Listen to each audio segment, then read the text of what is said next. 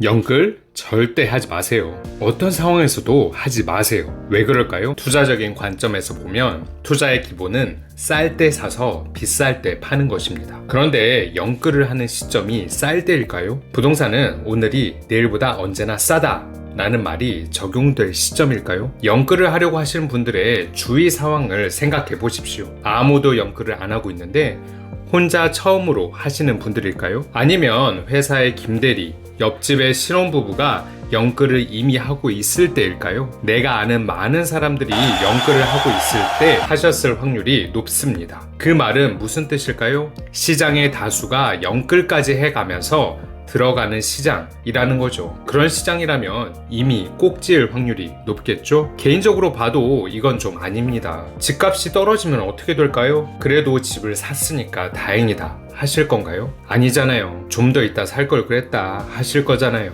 특히 하락이 심하면 은행에서 대출 연장 시 부분 상환을 요청하기도 합니다. 일부 상환해야 대출 연기가 가능하다고 말이죠. 은행에서도 불안하니까 그렇게 합니다. 이자가 떨어지면 그나마 다행이지만 금리가 오르면 어떻게 될까요? 지금 연끌한 많은 분들이 그러실 텐데요. 올라가는 금리 때문에 이자 상환 부담이 너무 커지고 있습니다. 집값은 올라가고 금리는 떨어지는 25%의 확률에서만 우리는 웃을 수 있고 나머지 집값이 떨어지거나 금리가 올라갔기만 해도 울 수밖에 없는 것이 연끌입니다. 그뿐만 아니라 연끌을 하면 다른 걸 할 수 있는 여유가 사라집니다. 이직도 못하고 이직을 하더라도 기업이 더 크고 돈도 더 많이 주는 곳으로 가야 합니다. 절대 잘리면 안 돼요. 빚이 많으니까요. 유학을 간다거나 취미 활동도 못합니다. 결혼이나 아이를 낳는다는 생각도 하기 힘들죠. 연끌을 해 돈의 여유가 없을 테니까요. 우리가 인생을 살아가는 이유가 돈 때문만은 아닌데 행복할 여유조차도 사라집니다. 모든 투자에는 리스크가 있습니다.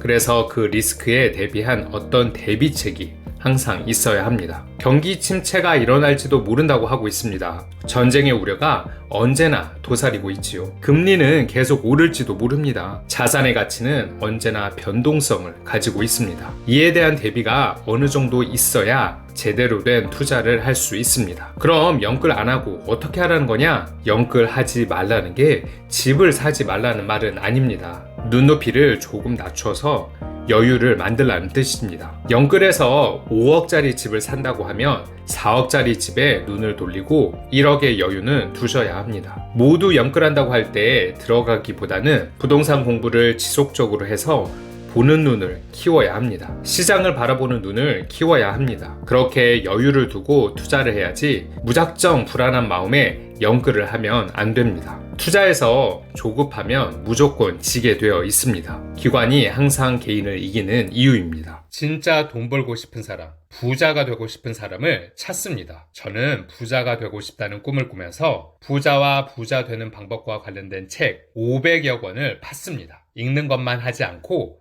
그들이 부자가 된 철학, 마인드, 생각을 장착하고 그들이 부자가 될 수밖에 없는 삶의 시스템을 구축하고 그들이 돈을 벌 수밖에 없는 스킬을 제 삶에 적용했습니다. 다수의 부동산 투자를 통해 몇십억 단위의 자산을 형성하게 되었고 주식 투자로 2자리 수익률을 넘어 3자리 수익률을 얻게 되었습니다. 유튜브, 블로그, 애드센스 등에서 현금 흐름이 생기면서 경제적으로 여유를 누리기 시작했습니다. 함께 하실 분들은 아래 오픈 채팅방 링크를 참고하시기 바랍니다.